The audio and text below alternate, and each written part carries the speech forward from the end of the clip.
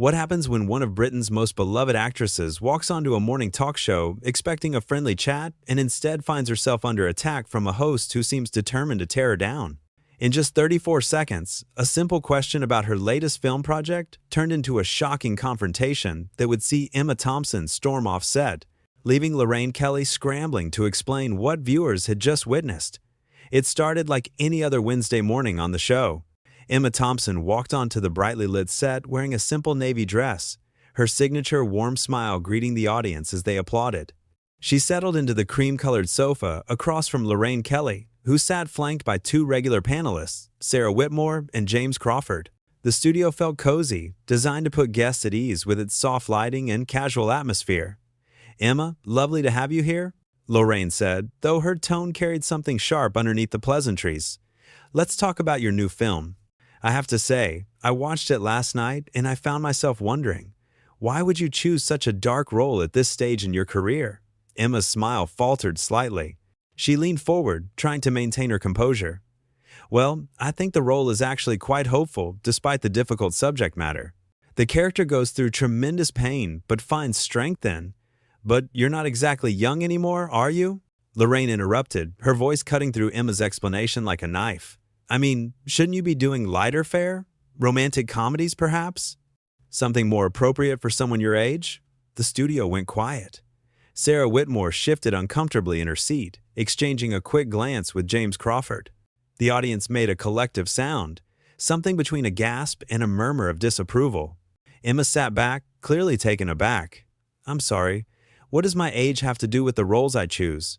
I've built my entire career on taking on challenging, meaningful work regardless of—" "Oh, come on, Emma," Lorraine said, waving her hand dismissively. "You know what I mean. There's a reason we don't see Helen Mirren playing action heroes. There's a dignity in aging gracefully in this industry. Wouldn't you agree, Sarah?" Sarah looked like she wanted to disappear into the sofa cushions.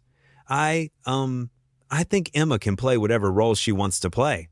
She's an incredibly talented actress with an Oscar to prove it. 2 Oscars, actually," Emma said quietly, her jaw tightening. Lorraine laughed, but it was a cold sound. "Right, 2 Oscars. From how many years ago? You see, this is exactly what I'm talking about. You're living in the past, darling. The industry has moved on. Younger actresses are taking the roles that would have gone to you 10, 15 years ago. Don't you think it's time to accept that and maybe pivot to something else? Writing, perhaps? Or producing?" James Crawford cleared his throat. "Lorraine, I think that's a bit harsh. Emma's new film has received incredible reviews. The critics are calling it her best performance in years." "Critics?" Lorraine scoffed. "Critics will say anything to seem relevant. The box office numbers tell a different story, though, don't they? When was the last time you had a real hit, Emma? And I don't mean some small indie film that 3 people saw. I mean a proper commercial success." Emma's face had gone from confused to visibly angry. Her hands gripped the armrest of the sofa. "I'm not sure why you invited me here today if you were planning to spend the entire time insulting my career choices and my age. Is this really what your show has become? Tearing down accomplished women? Don't be so sensitive," Lorraine said, leaning back in her chair with an air of superiority. "I'm just being honest. Someone needs to tell you these things. Your agent certainly isn't doing you any favors by letting you take these depressing roles that nobody wants to see." "Nobody wants to see?" Emma repeated, her voice rising. "The film has made over £50 million at the UK box office alone. It's been nominated for 12 BAFTAs. What exactly are you basing these opinions on?" Lorraine waved her hand again, that same dismissive gesture that was clearly getting under Emma's skin. "Nominations don't mean anything anymore. Everyone gets nominated for everything these days. It's all just politics and virtue signaling." Sarah jumped in, her voice nervous but determined. "I have to disagree with you there, Lorraine. Emma's film is genuinely brilliant. I saw it with my daughter and we were both moved to tears. The story is powerful and Emma's performance is absolutely devastating in the best way possible." "Well, you're entitled to your wrong opinion," Lorraine said with a fake smile. "But let's be real here. Emma, you've had a good run, better than most. But at some point, you have to recognize when the spotlight has moved on. Trying to cling to it just looks desperate." The audience erupted in boos and shouts of disagreement. Several people stood up, clearly upset by what they were hearing. Emma stood up too, but for a different reason. Her face was flushed with anger and hurt. I came here today as a courtesy, Emma said, her voice steady despite the emotion behind it. I came here because I thought we'd have an actual conversation about the work, about the craft, about the story we're trying to tell. Instead, you've spent the entire time trying to humiliate me on national television. Oh, sit down, Emma, Lorraine said, her tone dripping with condescension. You're being dramatic. This is exactly what I'm talking about. You older actresses are so fragile. You can't handle any criticism without falling apart. Criticism? Emma's voice cracked slightly. You haven't offered a single piece of legitimate criticism. You've just spent 10 minutes telling me I'm too old, that I'm washed up, that nobody wants to see my work. That's not criticism, Lorraine. That's cruelty. James stood up, positioning himself slightly between Emma and Lorraine. I think we should take a break. Let's all calm down and… I don't need to calm down, Emma said firmly. I need to leave. I refuse to sit here and be subjected to this. This attack disguised as an interview. Lorraine laughed again. That same cold, dismissive laugh. There you go, running away when things get a little tough. Very professional, Emma. Really showing that legendary grace under pressure we've all heard so much about. You know what? Emma said, turning to face Lorraine directly. I've been in this industry for over 40 years. I've worked with some of the greatest directors and actors in the world. I've won every major award there is to win. And in all that time, I have never, and I mean never, been treated with such disrespect by an interviewer. You should be ashamed of yourself. I'm ashamed? Lorraine shot back, standing up now too. You're the one who can't handle a simple, honest conversation about your career. Maybe that's why you're not getting the roles you used to get. Nobody wants to work with someone so difficult. Sarah stood up, her voice louder now. Lorraine, stop it. This has gone too far. Emma is our guest and you're treating her horribly. Stay out of this, Sarah, Lorraine snapped. This is my show, and I'll conduct my interviews however I see fit. This isn't an interview, Emma said, her voice shaking with controlled fury. This is an ambush. You brought me here just to tear me down. Why? What did I ever do to you? Lorraine's face hardened. You want to know why? Because I'm tired of watching actresses like you, who had their time in the sun, refuse to step aside and make room for the next generation. You're blocking younger talent by clinging to roles you're too old to play convincingly. The audience erupted again, this time even louder. People were shouting, at Lorraine, defending Emma. The studio manager appeared from the wings looking panicked. Emma shook her head slowly.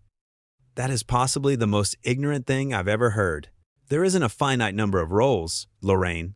Me working doesn't prevent young actresses from working.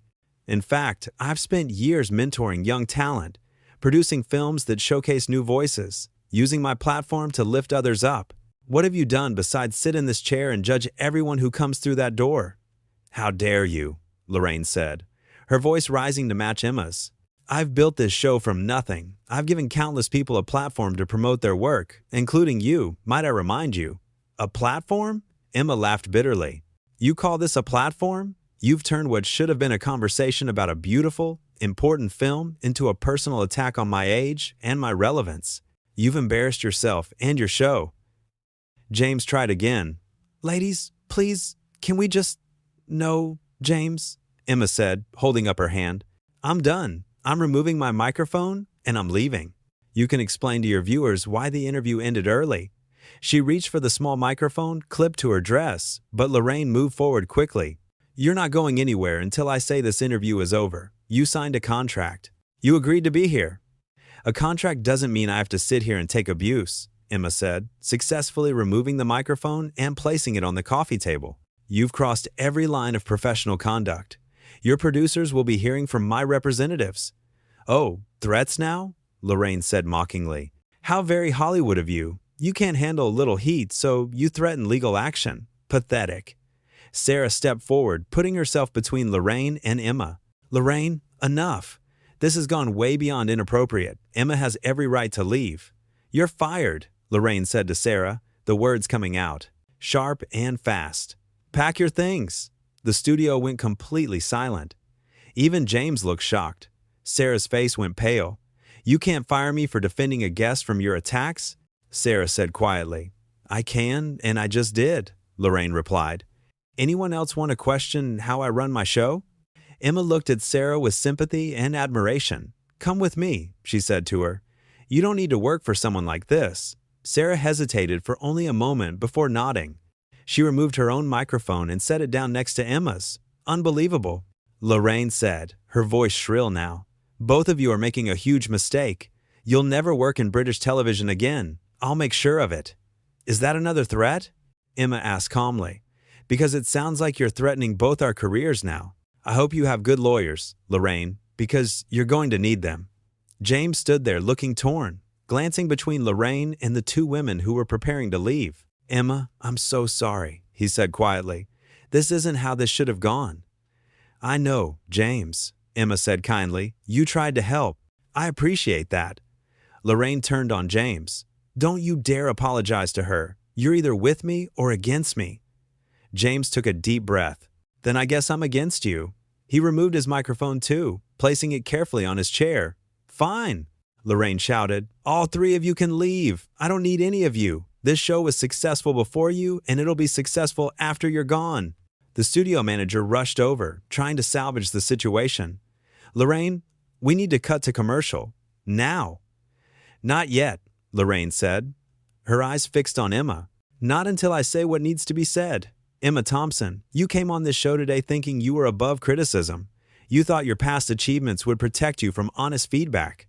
But the truth is, you're a relic, a has-been, and the sooner you accept that, the better off. Everyone will be." Emma looked at Lorraine with something like pity. "You know what I see when I look at you?" she said softly. "I see someone so deeply insecure about her own relevance that she has to destroy others to feel powerful. That's sad, Lorraine, really sad." "Get out," Lorraine hissed. "Gladly," Emma said. She turned to the audience. "Thank you all for coming today. I'm sorry you had to witness this, but I hope you'll still go see the film. It's about standing up for yourself and refusing to let bullies win. Rather appropriate, don't you think?" The audience erupted in applause, a standing ovation that grew louder and louder. Emma smiled at them, waving, before turning and walking toward the exit. Sarah and James followed close behind her. Lorraine stood alone on the set, her face red with anger and something else.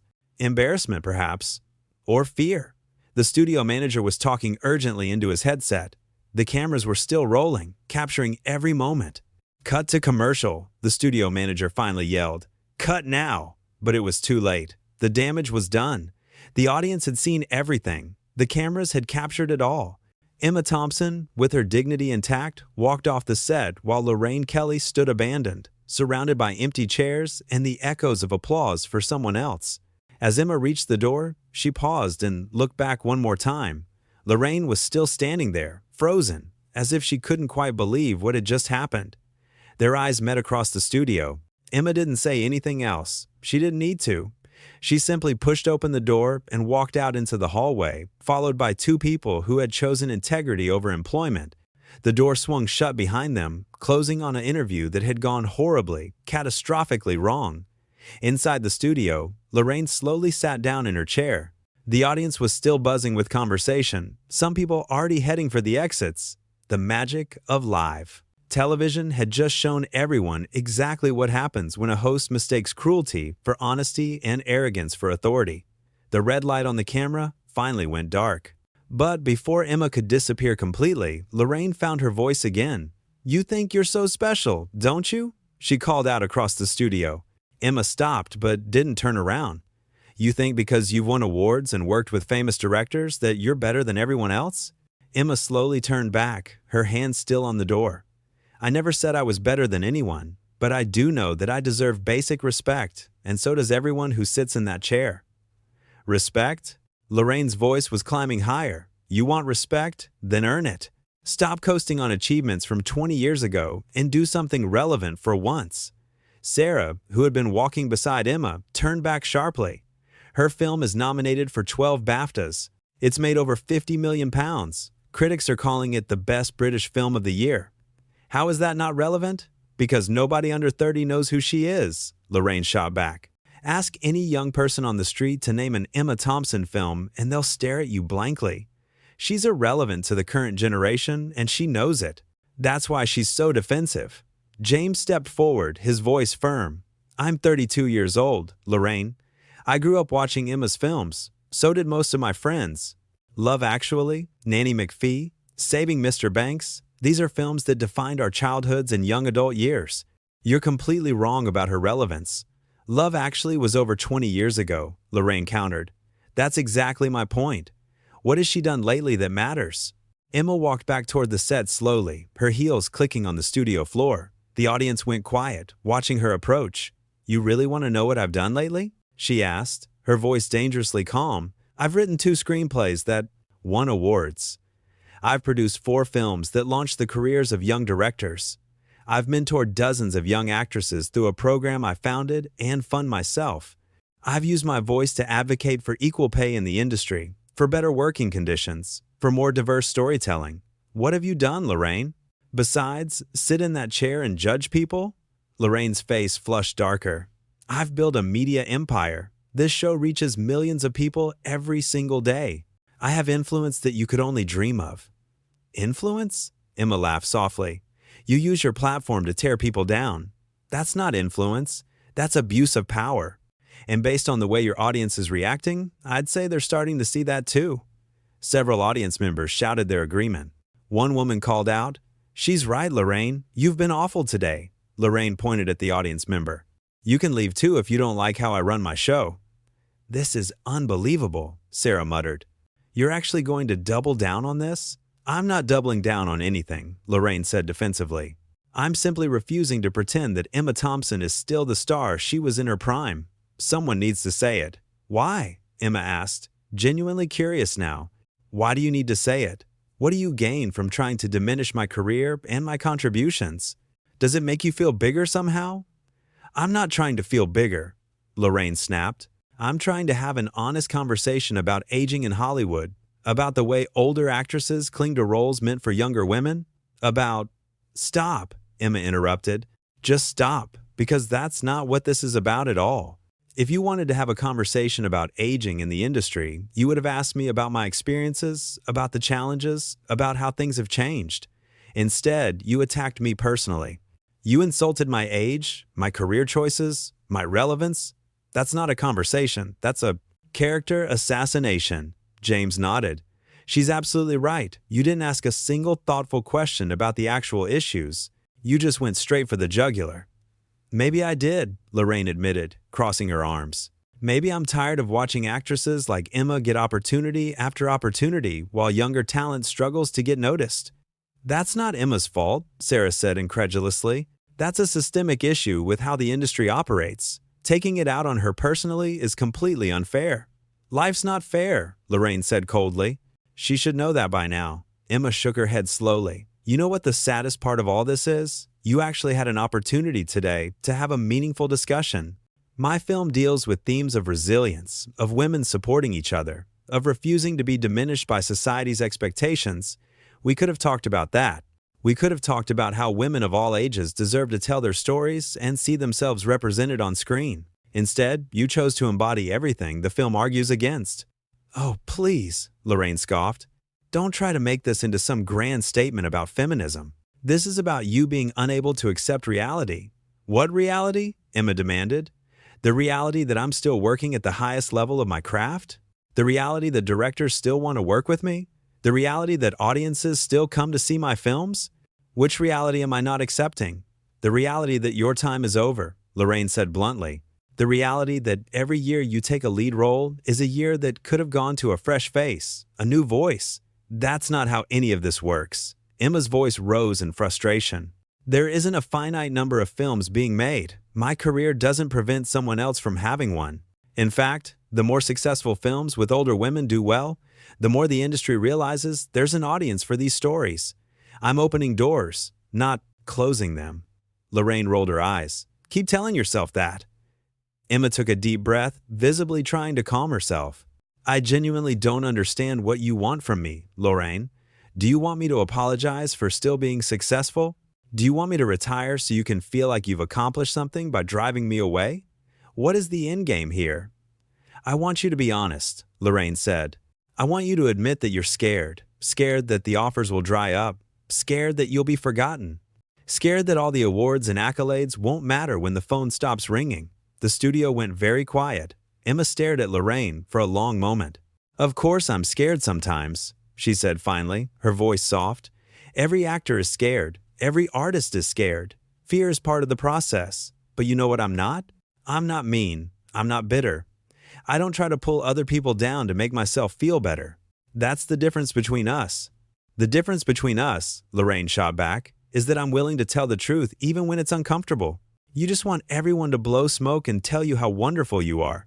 There's a difference between honesty and cruelty, James interjected. What you've done today is cruel, plain and simple. No one asked you, James, Lorraine snapped. Actually, I'm asking him, Emma said.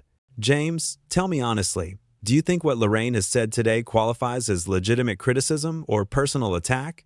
James didn't hesitate. Personal attack, absolutely. Nothing she said has been constructive or even relevant to your actual work. It's all been about your age and supposed irrelevance, neither of which is true or fair. Sarah? Emma turned to her. Your opinion? Sarah nodded firmly. Complete attack. I've been on this show for 3 years, and I've never seen Lorraine treat a guest this way. It's been uncomfortable to watch, and honestly, I'm ashamed I didn't speak up sooner. Lorraine threw her hands up. Of course you're both going to side with her. You've already decided to throw away your careers for her. We decided to stand up for what's right, Sarah corrected.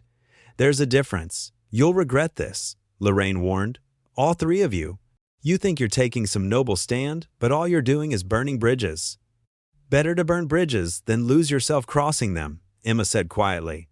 The audience erupted in applause again, louder this time. Several people whistled and cheered. Lorraine's face grew even redder. Fine, she said through gritted teeth. Get out, all of you. I don't need you. I'll finish this show myself. How? James asked. You've fired or driven away your entire panel and your guest. Who exactly are you going to talk to? Lorraine looked around wildly, as if searching for an answer. The studio manager approached her carefully. Lorraine, we really need to end this. We've been off air for 4 minutes. We need to either come back with something or end the show early. End it early? Lorraine looked horrified. We've never ended early. That would be admitting defeat. I think you admitted defeat the moment you started attacking Emma, Sarah said. This entire thing has been a disaster. Emma walked closer to Lorraine one final time. She spoke quietly, but her words carried across the silent studio. I came here today in good faith. I wanted to share something I'm proud of with your audience. Instead, you turned it into something ugly. I hope it was worth it. Get out, Lorraine whispered, unable to meet Emma's eyes. Emma nodded slowly. I'm going. But before I do, I want to say something to your audience. She turned to face them directly. Thank you for your support today. Thank you for seeing what was happening and not staying silent. That takes courage, especially when you're just here to enjoy a morning show. You deserved better than what you witnessed today, and I'm sorry you had to see it. The audience applauded again, many people standing. Emma waved to them, then turned and walked toward the exit one final time. Sarah and James fell into step beside her, a united front leaving behind a host who stood alone in the wreckage of her own making. As they reached the door, one audience member called out, "We love you, Emma. Don't let her get to you." Emma smiled and blew a kiss to the audience. Then she pushed through the door, Sarah and James right behind her, and let it close on a chapter that would be talked about for years to come. Inside the studio, Lorraine remained frozen, the weight of what had just happened finally seeming to sink in. The studio manager was speaking urgently into his headset. The camera operators looked at each other uncertainly, and the audience began to file out, many of them shaking their heads in disappointment. The show that had started as a routine morning interview had ended in spectacular failure, a cautionary tale about what happens when ego and cruelty masquerade as honesty, and when a host forgets that her job is to elevate her guests, not destroy them.